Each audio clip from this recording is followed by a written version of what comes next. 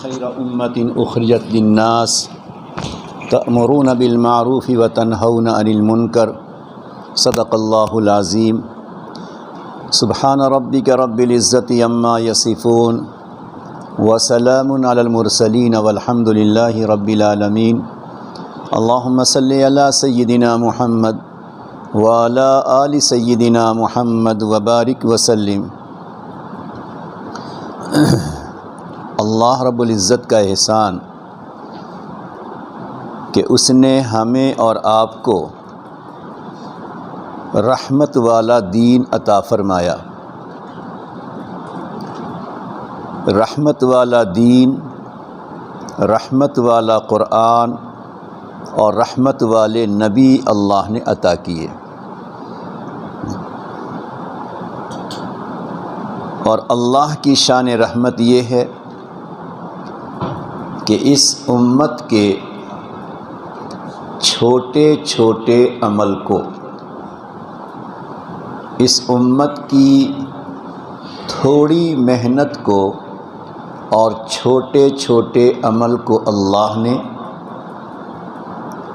نجات کا، مغفرت کا اور بڑے اجر و ثواب کا ذریعہ بنا دیا۔ یہ اللہ کی شان رحمت ہے کہ چھوٹے چھوٹے عمل کو اللہ نے بڑے بڑے اجر و ثواب کا ذریعہ بنا دیا۔ مثال کے طور پہ کسی انسان نے کسی دوسرے انسان کو چلتے چلتے آپس کی ملاقات میں دین کی کوئی بات کہہ دی، کسی عمل کی ترغیب دے دی، کسی دعا کی طرف توجہ دلا دی، اور اس بندے کے دل میں بات بیٹھ گئی، اس نے عمل شروع کر دیا۔ یہ چند منٹ اور چند لمحے کی ایک چھوٹی سی کوشش ہے کہ کسی نے کسی کو دین کی کوئی بات، کوئی عمل، کوئی دعا بتا دی اور اس نے اس پر عمل شروع کر دیا۔ تو یہ دین رحمت ہے کہ جب تک سامنے والا وہ بندہ اس پر عمل کرتا رہے گا، اس بندے کو اس کا اجر و ثواب ملتا رہے گا، جبکہ اس بتلانے والے کو یاد بھی نہ رہا کہ ہم نے اسے کوئی عمل بتایا تھا۔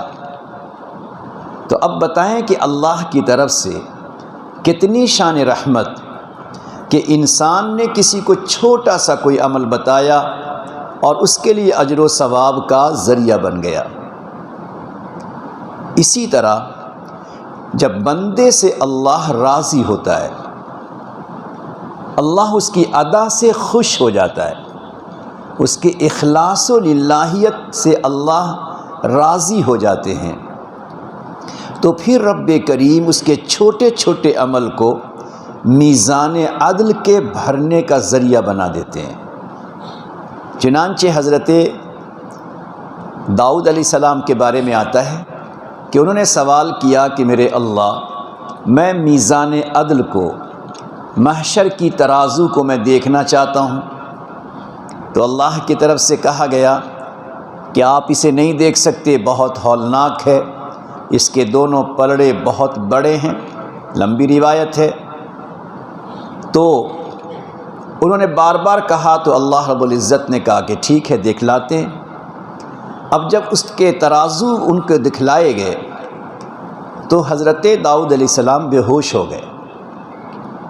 جب ہوش آیا تو داؤد علیہ السلام نے پوچھا کہ اللہ، یہ ترازو کے پلڑے اتنے بڑے کہ کس کا عمل اس کو بھر پائے گا؟ کہاں سے انسان اتنا عمل لائے گا کہ اتنے بڑے پلڑے کو بھر دے؟ تو اللہ رب العزت نے فرمایا، یا داؤد لو رضیت عبدی، اگر میں اپنے بندے سے راضی ہو جاؤں گا، ان رضیت عبدی، اگر میں اپنے بندے سے راضی ہو جاؤں گا، لملأتها بشق تمرۃ، کہ اگر میں اپنے بندے سے راضی ہو گیا تو اس کے کھجور کے ٹکڑے سے بھی میں اس کو بھر سکتا ہوں۔ یعنی میری رضا کے بعد چھوٹا سا ٹکڑا میں اس کو اتنا بڑھاؤں گا کہ وہی چھوٹا سا ٹکڑا اس پلڑے کے وزنی ہونے کا ذریعہ بن جائے گا۔ یہ آپ دیکھیں اللہ کی شان رحمت کہ چھوٹا عمل ہے مگر اجر و ثواب کتنا زیادہ ہے۔ آپ نے سنا ہوگا قیامت کے میدان میں 99 دفتر گناہوں کا لے کر آنے والا مایوس ہو چکا ہوگا اور یقین ہو گیا ہوگا کہ میں جہنم میں جاؤں گا، لیکن اللہ رب العزت فرمائیں گے ایک چھوٹی سی پرچی لے جاؤ اور نیکی کے پلڑے میں ڈالو۔ پہلے تو وہ تعجب کرے گا، کچھ اور کہے گا، پھر اللہ رب العزت کہیں گے میرے ہاں انصاف ہے۔ اب وہ چھوٹا پرچہ پلڑے میں ڈالے گا تو نیکیوں کا جو پلڑا ہے وہ وزنی ہو جائے گا اور گناہ کا پلڑا ہلکا ہو جائے گا۔ اب یہاں وہ کون سا پرچہ ہوگا؟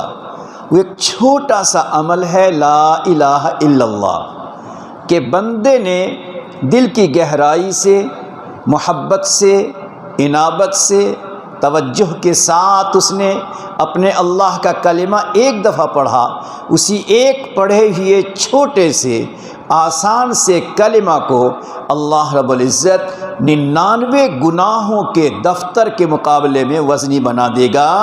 یہ اللہ کی شان رحمت نہیں تو اور کیا ہے۔ اس سے اتنا پتہ چلا کہ اللہ کے یہاں معمولی کام پر بھی بندوں کو بڑے سے بڑے اجر و ثواب سے نوازا جاتا ہے۔ انہی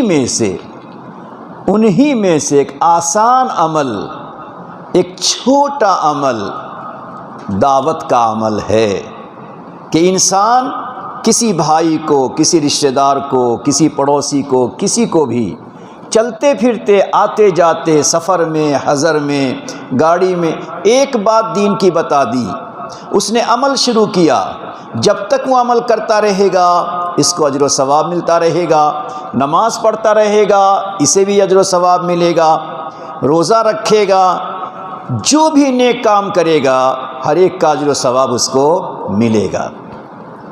لیکن یہ بھی یاد رکھیے کہ عام طور پر جو بڑے چھوٹے چھوٹے عمل ہوتے ہیں اور جن کے اجر و ثواب بہت زیادہ ہوتے ہیں، عام طور پر اس کی توفیق کم ہوتی ہے، عام طور پہ توفیق کم ہوتی ہے۔ لیکن توفیق کسے ہوتی ہے؟ جس کے اندر تھوڑی سی فکر ہوتی ہے۔ جب فکر ہوگی تو انسان کو اندر فکر ہوگی تو خود وہ چھوٹے چھوٹے عمل کو بڑی اہمیت سے کرے گا بھی، اور اس لیے بھی دوسروں کو دعوت دے گا کہ میں اگر دعوت دیتا ہوں تو مجھے پلس اس کا ثواب ملتا رہے گا۔ نمبر 2، فکر جب ہوتی ہے تو اللہ کی طرف سے اعمال کے راستے کھلتے ہیں۔ فکر کی بنیاد پر عمل کے راستے اللہ کی طرف سے کھلتے ہیں۔ مدنی زندگی میں، ابتدائی زندگی میں نبی اکرم صلی اللہ علیہ وسلم نے حضرات صحابہ کا مشورہ رکھا کہ نماز کے لیے دعوت کس طرح دی جائے، نماز کے واسطے کس طرح لوگوں کو بلایا جائے۔ تو الگ الگ رائے آئی۔ کسی نے کہا ہر نماز کے وقت میں آگ جلائی جائے، اس کے دھوئیں، اس کی روشنی کو دیکھ کے لوگ سمجھ جائیں گے۔ کسی نے کہا کہ جھنڈا بلند کیا جائے، جھنڈے دیکھ کے لوگ سمجھ جائیں گے۔ کسی نے کہا ناقوس بجایا جائے، لکڑی مار مار کی آواز نکالی جائے، ناقوس بجایا جائے۔ الگ الگ رائے آئی، لیکن کوئی مشورے میں کوئی بات طے نہیں ہو پائی۔ اب مشورے کے بعد تمام صحابہ اپنے اپنے گھر چلے گئے۔ اس میں ایک ایسے صحابی جو غیر معروف ہیں، مشہور نہیں تھے، عبداللہ ابن زید ابن عبد ربہ، یہ غیر معروف، غیر مشہور صحابی ہیں۔ ان کو ہی خواب آیا، یا انہی کے خواب کو سب سے پہلے دربار نبوت میں سنایا گیا۔ تو ان کو جو خواب آیا، اس خواب میں اذان کی تلقین کی گئی، اذان بتلائی گئی، تو اور انہی کی نسبت اذان کی طرف کی گئی۔ اس کی وجہ لکھی ہے کہ تمام صحابہ کے مقابلے میں اس مسئلے میں عبداللہ ابن زید ابن عبد ربیہ کی فکر سب سے زیادہ تھی۔ ان کے دل میں سب سے زیادہ فکر تھی کہ نماز کی دعوت کس طرح سے دی جائے، اور بھی صحابہ کو فکریں تھیں۔ حالانکہ عمر فاروق نے بھی خواب دیکھ لیا تھا، مگر خواب سمجھ کے رکھا، اور انہوں نے دیکھا تو ایک جذبہ پیدا ہوا، تو جس دن دیکھا اسی دن دوڑے فجر کے وقت آپ کی خدمت میں حاضر ہوئے اور حضرت بلال کو تلقین کی۔ بلال حبشی نے اذان دیا، تو اس سے پتہ چلا کہ سارے صحابہ کے مقابلے میں اذان کو خواب میں دکھلانا اور پھر اذان کی نسبت ان کی طرف کیا جانا، یہ اسی بنیاد پر ہے کہ ان کے دل میں اس کی فکر زیادہ تھی، تو اللہ نے نماز کے بلانے کا جو راستہ تھا وہ راستہ اللہ نے ان کے واسطے سے کھولا۔ اس سے پتہ چلتا ہے کہ جس بندے خدا کے دل میں فکر ہوتی ہے اور صحیح فکر ہوتی ہے تو اللہ رب العزت راستے کو آسان کرتے ہیں، راستے اللہ تعالیٰ کھول دیتے ہیں۔ اب دیکھیں، بڑے بڑے اکابر ہمارے ملک میں رہے، تمام اکابر کو فکر تھی کہ امت کو کس طرح سے دین سے جوڑا جائے، ہر ایک میں فکریں تھیں، ہر ایک دعا کرتا تھا، لیکن اس معاملے میں عمومی امت کے حق میں حضرت مولانا الیاس رحمۃ اللہ علیہ کے دل میں فکر کچھ زیادہ تھی۔ اس زیادہ فکر کی برکت ظاہر ہوئی کہ اللہ رب العزت نے دعوت و تبلیغ کے اس راستے کو ان پر کھول دیا، اس کے راستے کو کھول دیا ان کی فکر کی برکت سے۔ باقی فکر ہر ایک میں تھی، بڑے بڑے ہمارے علماء کابر میں، ان کی فکر زیادہ تھی، تو اللہ نے اس کام کو ان کے واسطے سے کھولا، اس کام کی نسبت ان کی طرف ہوئی، اور اللہ نے ایک ایسے انسان کو اس کام کے لیے قبول کیا جن کی زبان میں لکنت تھی، زبان بہت زیادہ صاف بھی نہیں تھی، جسم بالکل پتلا دبلا تھا، کوئی بہت زیادہ وجاہت بھاری بھڑکم نہیں تھے، مگر اللہ رب العزت نے اسی فکر کی بنیاد پر ان کی ذات کو اس کام کے لیے قبول کر لیا۔ خلاصہ کے طور پہ عرض ہے کہ ہمارے اندر اگر یہ فکر آ جائے کہ اللہ کے بندے کو فائدہ پہنچے اور ہمیں بھی اس کا فائدہ پہنچتا رہے، یہ فکر اگر ہم لیتے رہیں گے انشاءاللہ اس فکر کی برکتیں دور تک پہنچیں گی۔ چنانچہ آپ دیکھیں، حضرت مولانا الیاس رحمۃ اللہ علیہ دنیا کے بہت سارے حصے میں جا بھی نہیں سکے، لیکن اللہ نے ان کی فکروں کو دنیا کے ہر ملک میں پہنچا دیا، تو پتہ چلتا ہے کہ صدق نیت، اخلاص و للہیت اور فکر بلیغ، بلند فکر انسان کی بہت دور تک انسان کو پہنچا دیتا ہے۔ لہٰذا ہم تمام کے دل میں یہ فکر رہنی چاہیے کہ جس طرح ہمارے اندر کچھ نہ کچھ دین زندہ ہے، ہمارے اہل خانہ میں، ہمارے پڑوس میں، ہمارے مسجد کے آزو بازو میں اور امت میں اللہ تعالیٰ دین کو زندہ کرے، تو امید ہے کہ ہماری فکروں کی برکت ظاہر ہوگی، اور مان لیجئے کہ ہمیں اپنی نظروں سے اس کا فائدہ نظر نہیں بھی آیا، پھر بھی اس سچے اور اچھی فکر کا اجر و ثواب ہمیں آپ کو ضرور ملے گا۔ اسی مقصد کے لیے کہ ہماری فکر زندہ رہے، ہماری فکر بڑھتی رہے، فکر کے مطابق ہم عملی اقدام کرتے رہیں، اسی چیز کے لیے ہفتہ واری گشت بھی ہوتا ہے، تعلیم بھی ہوتی ہے، مشورے بھی ہوتے ہیں۔ لہٰذا ہمیں چاہیے کہ اپنی اس مسجد میں خاص طور پر جو ہمارا نظام چلتا ہے دعوت و تبلیغ کا، اس دعوت و تبلیغ کے نظام میں ہمیں دلچسپی اور شوق اور رغبت اور فکر کے ساتھ بیٹھنا چاہیے، ساتھ دینا چاہیے۔ اس کا یہ مطلب نہیں ہے کہ دین کی بات وہی کہتا ہے، دین کے کام کی فکر لے کر وہی بیٹھتا ہے جو فرشتہ نما ہوتا ہے، ایسا نہیں ہے، بلکہ جو انسان جس حالت میں ہے اپنی حالت کو درست کرتے ہوئے دین کی بات کہتا ہے، کس کی بات کا اثر کس پر پڑ جائے یہ اللہ ہی جانتے ہیں، کس وقت پڑ جائے یہ اللہ ہی جانتے ہیں۔ شاہ عبدالعزیز محدث دہلوی رحمۃ اللہ علیہ کے انتقال کے بعد ان کے زمانے کا ایک بچپن کا ایک غیر مسلم تھا، جو وہ اپنے اعتبار سے ان کا بڑا تھا، پنڈت تھا، تو وہ حضرت شاہ عبدالعزیز محدث دہلوی رحمۃ اللہ علیہ کی شام کو مجلس ہوتی تھی دہلی میں، تو وہ شام کو آتا تھا لنگوٹ باندھے ہوئے، اور سامنے میں پائپ تھا، تو جب مغرب کا وقت ہوتا تو انہی کے پائپ سے جل لیتا اور سورج کو جل چڑھاتا تھا۔ شاہ عبدالعزیز محدث دہلوی نے کبھی منع نہیں کیا، بلکہ کبھی کبھی کہتا تھا، ارے دوست مجھے پیسہ دو، مجھے گانجا پینا ہے، تو کہتے بیٹھو یہاں، کیا یہ سب پیتے ہو، اور تھوڑی دیر بعد پیسے دیتے تھے اور وہ جا کے گانجا پیتا تھا۔ تو حضرت سے کسی نے کہا کہ آپ اس کو گانجا کے لیے پیسہ دیتے ہیں، بھنگ کے لیے؟ کہا نا، میں تو نہیں دیتا، جس وقت مانگتا ہے اس وقت میں تھوڑے دیتا ہوں، جس وقت مانگتا ہے اس وقت میں اس کو نہیں دیتا، بیٹھا رہتا ہے آدھا گھنٹہ، پھر میں دے دیتا ہوں، جو چاہے وہ کرے، فوراً دوں گا تو گنہگار ہوں گا، اور جو میں نے اس کو دے دیا آپ جائے کچھ کرے۔ جب شاہ عبدالعزیز محدث دہلوی کا انتقال ہو گیا تو کچھ دنوں کے بعد ان کے جو نواسے تھے شاہ اسحاق صاحب رحمۃ اللہ علیہ، ان کے پاس آیا اور کہا مجھے کلمہ پڑھا دو۔ کیا کہا؟ کلمہ۔ یہ دیکھو بڑوں کی نگاہ کہاں ہوتی، کہا کلمہ پڑھا دو، تو کلمہ پڑھا دیا۔ اب ذرا بتاؤ کہ میرے نانا اتنے بڑے تھے اور تمہارے بچپن کے ساتھی تھے اور آتے تھے، پیسے بھی لے کے جاتے تھے، تو ان کے ہاتھ پہ کلمہ نہیں پڑھا؟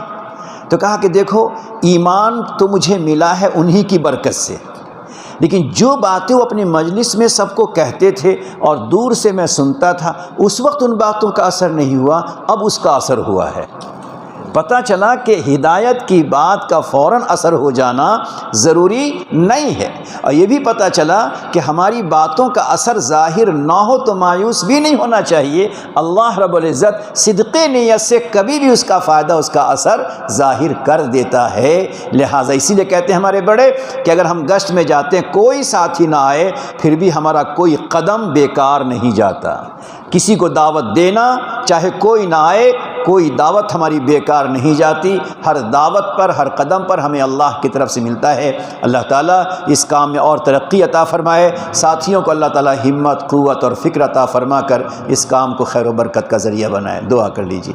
اللہم لک الحمد کما ینبغی لجلال وجہک وعظیم سلطانک، اللہم صلی علی سیدنا محمد وعلی آل سیدنا محمد وبارک وسلم۔ اے اللہ ہمارے گناہوں کو معاف فرما، اے اللہ ہمارے چھوٹے چھوٹے عمل کو پہاڑ بنا کر قبول فرما، اے اللہ ہمیں صحیح فکر عطا فرما، اے اللہ اپنی اصلاح کی فکر عطا فرما، اپنے دوستوں کو دین کے راہ پہ لانے کی فکریں عطا فرما، جہاں جہاں کام ہوتا ہے ہر کام میں اللہ برکت عطا فرما، ساتھیوں کی نصرت فرما، جو جماعتیں نکلی ہیں ہر قدم سے ان کی نصرت فرما، اے اللہ عافیت و سلامتی کا معاملہ فرما۔ اللہم بارک لنا فی رجب و شعبان وبلغنا رمضان۔ اے اللہ رجب کے مہینے میں آپ نے اکابر، مشائخ، اولیاء، قطب، ابدال، محدثین، صحابہ، انبیاء، اللہ ان کو جو بھی خیر و برکتیں آپ نے اس ماہ میں عطا فرمائی، اللہ ان کی برکتوں سے، ان کے وسیلے سے ہمیں بھی عطا فرما۔ اے اللہ آنے والے رمضان کو پچھلے رمضان سے بہتر بنا، اپنے گھروں کو زیادہ سے زیادہ آباد ہونے والا رمضان بنا، اپنے گھروں میں مسجدوں کے اندر زیادہ سے زیادہ تلاوت اور ذکر اور دعوت کے کام کے اللہ اسباب پیدا فرما۔ اللہ آنے والے رمضان کو ایک بے مثال رمضان ہمیں بنانے کی توفیق عطا فرما۔ آنے والے رمضان اس سے پہلے بھی صحت کی کمزوری، سلامتی کی ختمی، اے اللہ اس سے بچاتے ہوئے پوری صحت و عافیت و سلامتی عطا فرما، ہر چیز میں برکت عطا فرما کر شوق عمل عطا کرنا، جذبہ عمل عطا کرنا اور عمل کی توفیق عطا فرمانا۔ صلی اللہ علیہ وآلہ آلہ وصحبہ اجمعین برحمتک یا ارحم الراحمین۔